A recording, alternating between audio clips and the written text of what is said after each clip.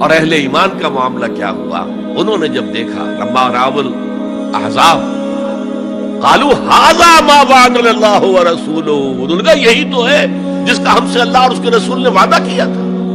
یہ آیت تو سورہ بقرہ میں نازل ہو چکی تھی، وَلَنَبْلُوَنَّكُمْ بِشَيْءٍ مِّنَ الْخَوْفِ وَالْجُوعِ وَنَقْصٍ مِّنَ الْأَمْوَالِ وَالْأَنفُسِ وَالثَّمَرَاتِ وَبَشِّرِ الصَّابِرِينَ، ہم لازماً آزمائیں گے تمہیں، لازماً آزمائیں گے، خوف سے، بھوک سے، فقر و فاقے سے، جان اور مال اور ثمرات کے ضیاع سے اور زیاں سے۔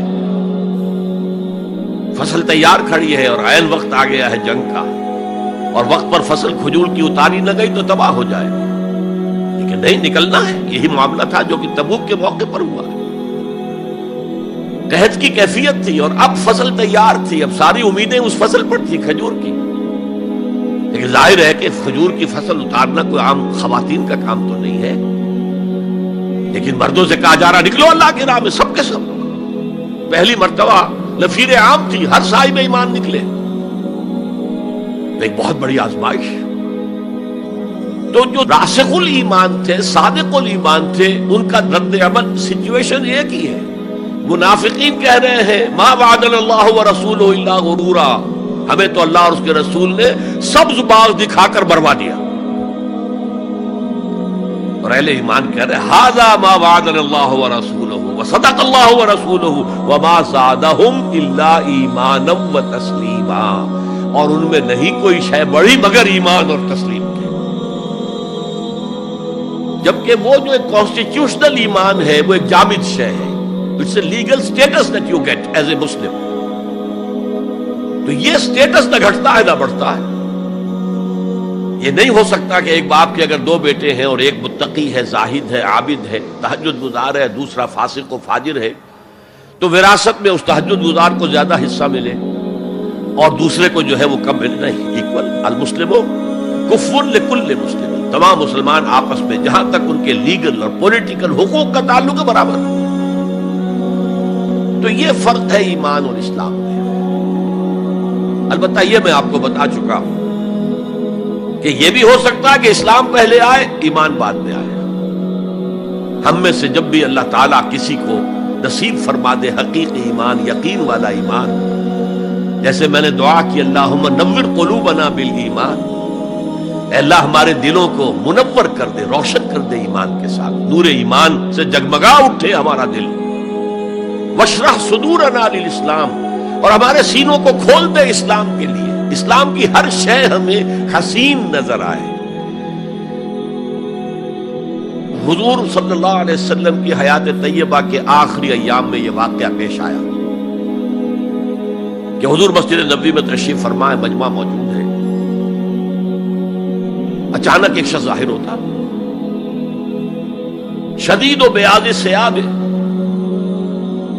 شدید و سواد شعر، اس کا لباس انتہائی سفید صاف، کوئی اس پر دھبا نہیں، داغ نہیں، میل نہیں، بال انتہائی سیاہ چمکدار، گرد آلود نہیں، ولا یعرفہ احد منا، اور ہم میں سے اسے کوئی پہچانتا بھی نہیں تھا، کسی بھی ریت سے، خاک سے بالکل آلودہ ہوئے بغیر بال ہے، تو شاید یہ مدینے کا رہنے والا ہو، تو مدینے والوں میں سے کوئی تو ہوتا کہ جو اس کو جانتا پہچانتا، کوئی نہ کوئی تو گریٹ کرتا اس کو مجمع میں، آؤ آؤ ادھر آ جاؤ، میرے پاس آ جاؤ، کوئی نہیں۔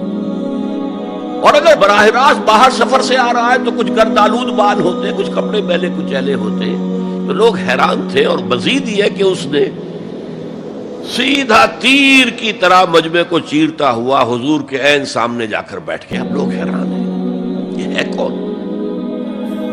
اس کی یہ جرت، یہ جسارت، اور اس طرح دو زانو بیٹھا کہ حضور کے گھٹنوں کے ساتھ اپنے گھٹنے جوڑ دیے اور حضور کی رانوں پر اپنے دونوں ہاتھ رکھ دیے۔ اب سوال کیا، یا محمد اخبرنی عن الاسلام، اے محمد مجھے بتاؤ اسلام کیا ہے؟ حضور نے فرمایا وہی جو میں ابھی آپ کو حدیث سنا چکا ہوں، الاسلام ان تشہد اللہ الہ الا اللہ وان انا رسول اللہ، وَأَن تُقِيمَ الصَّلَاةَ وَتُؤْتِي الزَّكَاةَ وَتَصُومَ رَمَضَانَ وَتَحُجَّ الْبَيْتَ إِنِ اسْتَطَعْتَ إِلَيْهِ سَبِيلًا. پھر کہا اخبرنی عن الایمان.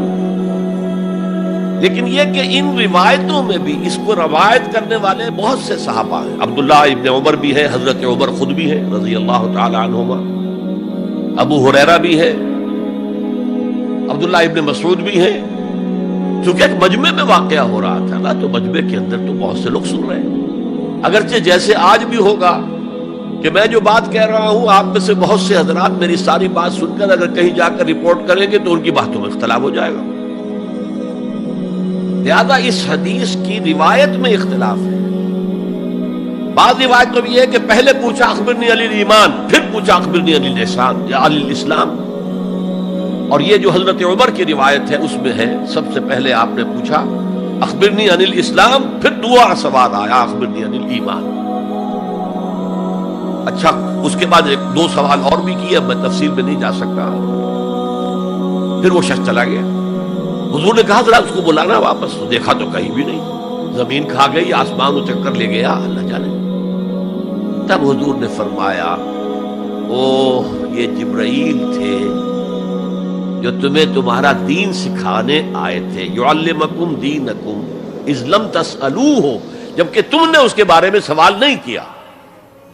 اور یہ پہلی بار ہے کہ میں جبرائیل کو پہچان نہیں سکا. انسانی شکل میں وہ آئے اور میں پہچان نہیں پایا، ورنہ اکثر حضرت دہیہ کلبی کی شکل میں آتے تھے انسانی صورت میں. جب بھی حضرت جبرائیل آتے تھے، حضرت دہیہ کلبی جو ہے وہ بہت ہی حسین جوان رانا ان کی شکل میں آتے تھے. بہرحال یہ اتنا اہم مسئلہ ہے کہ اس کو کلیئر کرنے کے لیے کہ دودھ کا دودھ پانی کا پانی علیحدہ ہو جائے. ایمان کیا ہے، اسلام کیا ہے. دنیا کا نظام اسلام پر ہے، ایمان پر نہیں ہے. آخرت کا معاملہ ایمان پر ہے، اسلام پر نہیں ہے. کوئی شخص مسلمانوں کا بہت بڑا قائد ہو، بہت بڑا لیڈر ہو، لیکن ہو سکتا ہے آخرت میں زیرو ہو. میں حدیث سنا چکا ہوں آپ کو. ایک شخص دنیا میں شہید سمجھا جا رہا تھا، ایک شخص دنیا میں بہت بڑا عالم سمجھا جا رہا تھا، ایک شخص دنیا میں بہت بڑا سخی سمجھا جا رہا تھا، اور اللہ نے سب کے دعوے جو ہیں ان کی نفی کر دی. تم نے جنگ کی تھی اس لیے لیقالا جریون کہا جائے، بہت ہی جری آدمی ہے صاحب، بہت بہادر آدمی، کیا کہنے اس کے. لیقالا سخیون، بھائی بڑا سخی آدمی ہے، سخاوت کے دریا بہا دی ہے اس نے. بھائی بہت بڑا عالم ہے، اس سے علم کا کتنا جو ہے لوگوں کو فیض پہنچا ہے. وقت قیلا، یہ تمہارا مقصود تھا، وہ مقصود دنیا میں حاصل ہو چکا، تمہاری شہرت کے ڈنکے بج چکے، اب یہاں تمہارے لیے کچھ نہیں. اور پھر اللہ حکم دے گا اور فرشتے منہ کے بل گھسیٹتے ہوئے اسے جہنم میں جھونک دے گا. تو وہ اسلام وہاں کام نہیں آئے گا. بلکہ اسلام کیا، اسلام پر اتنی اضافی خوبیاں بھی کام نہیں آئیں گی اگر دل میں ایمان نہیں اور اس کے نتیجے میں نیت درست